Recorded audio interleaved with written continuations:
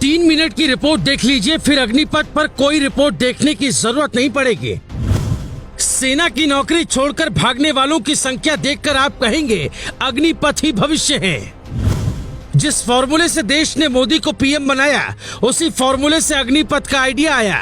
पूरा देश जानना चाहता है पीएम मोदी ने अग्निपथ प्लान क्यों बनाया और इससे क्या क्या फायदा होगा। पीएम मोदी ने कुर्सी हिलने तक का रिस्क क्यों लिया और जब पूरे देश में विरोध हो रहा है तो भी झुकने को तैयार क्यों नहीं है। आपको ये रहस्य बताएं उसके पहले बताते हैं सेना की नौकरी हर साल छोड़कर कितने लोग भाग जाते हैं और फिर आप उनसे सवाल क्यों नहीं पूछते हैं। सेना में लेफ्टिनेंट जनरल अरुण पुरी जो दावा करते हैं वो सुनकर हमारा भी दिमाग चकरा गया। हर साल लगभग 17,600 लोग सेना की नौकरी अपने मन से छोड़ देते हैं, वीआरएस यानी रिटायरमेंट लेते हैं। ऐसे लोग कौन हैं जो देश की सेवा छोड़कर भाग जाते हैं? भागना ही था तो फिर सेना ज्वाइन क्यों की? सरकार का लक्ष्य अगले कुछ सालों में 1 लाख भर्ती हर साल की है, यानी सरकार का प्लान कुछ और है।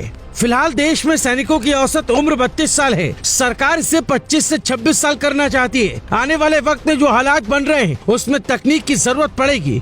युवा पीढ़ी सेना में आएगी तो तकनीकी तौर पर भारतीय सेना भी कमाल दिखा सकती है। भारत में इस बात पर ध्यान नहीं रहता है। ज्यादातर लोग सोचते हैं सेना का मतलब है दौड़ना, हथियार उठाना और चलाना, जबकि अब दौर तकनीक का है। जब मोदी प्रधानमंत्री नहीं थे तब उन्हें देश के युवाओं ने ही सोशल मीडिया तकनीक से इतना लोकप्रिय किया कि वो कहां से कहां पहुंच गए। यही प्रयोग सेना में करने का वक्त आ गया है, इसलिए देश में इस बदलाव की जरूरत पड़ी है। हम आपको उदाहरण देते हैं। अब युवाओं का समय आ गया है। उरी अटैक के बाद भारत ने पाकिस्तान पर सर्जिकल स्ट्राइक की। जो कमांडो उसमें शामिल थे, क्या आपको उनकी एज पता है? सबकी उम्र 30 से कम थी। जिनको तकनीक की समझ थी, शरीर पर 25 से 40 किलो का हथियार और बारूद उठाने की घंटों तक क्षमता थी, जिनके हार्ट अटैक होने की गुंजाइश नहीं थी, क्योंकि ऐसे ऑपरेशन में ऊंचाई से कूदना पड़ता है। और बड़ी बात, इस एज में परिवार के प्रति लगाव कम, देश के प्रति ज्यादा होता है। सरकार की मंशा के पीछे कई कारण हैं, अब हम वो भी बताते हैं। आज लड़ाई ड्रोन की हो गई है। सीडीएस बिपिन रावत ने शहीद होने से सिर्फ 4 घंटे पहले ये दावा किया था, युद्ध जैविक होगा, हथियारों से नहीं। जैविक युद्ध की तैयारी हमारी नई पीढ़ी ज्यादा बेहतर कर सकती है।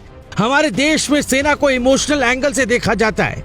कई देश रोबोट बना चुके हैं, भारत भी रोबोट बना रहा है और अब लड़ाई तकनीक से होगी। आपको याद होगा आज दौर मशीनों का है और मशीनों को समझने के लिए युवा पीढ़ी सबसे बेस्ट है।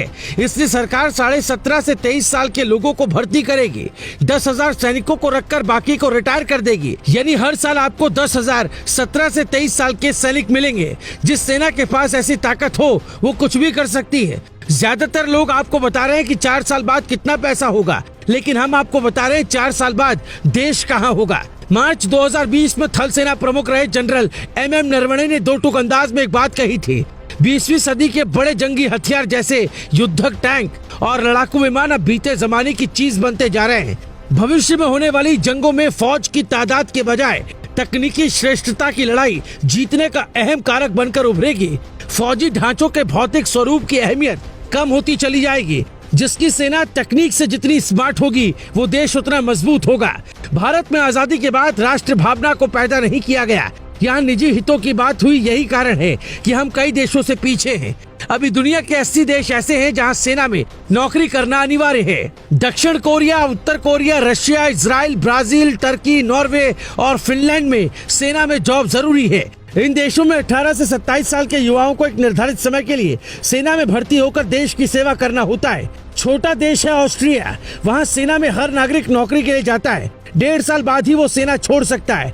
छोटा देश इजराइल है, हर नागरिक को 3 साल सेना में अपनी सेवाएं देनी पड़ती हैं। इसके बहुत फायदे भी है। अमेरिका भारत से ज्यादा समृद्ध है, लेकिन वहाँ सेना में पेंशन 20 साल तक नौकरी करने पर ही मिलती है, जबकि भारत में सबको पेंशन की चिंता है। अमेरिका में ज्यादातर सैनिकों को 8 साल बाद ही रिटायर कर दिया जाता है। भारत सरकार का मॉडल अमेरिका से मिलता जुलता लगता है। दरअसल देश युवाओं को बदलना है। मोदी की तरह कोई भी व्यक्ति सिर्फ अनुभव के साथ रास्ता दिखा सकते हैं। इस बात में कोई शक नहीं कि अग्निपथ के बाद भारतीय सेना सबसे मजबूत होगी। अभी भारतीय सैनिकों की औसत उम्र 32 साल है, जबकि अमेरिका के सैनिकों की औसतन उम्र 27 साल है और ब्रिटेन के सैनिकों की औसत उम्र 30 साल है। यानी हमारे सैनिकों की औसत उम्र इन देशों के सैनिकों से ज्यादा है। दूसरा, इससे सरकार हथियारों की खरीद पर ज्यादा पैसा खर्च कर पाएगी। अब तक सरकार को रक्षा बजट का आधे से ज्यादा हिस्सा सैनिकों को सैलरी और पेंशन देने पर खर्च करना पड़ रहा था, लेकिन इस योजना के लागू होने से ये खर्च धीरे धीरे कम होगा। Bureau report, global Bharat TV.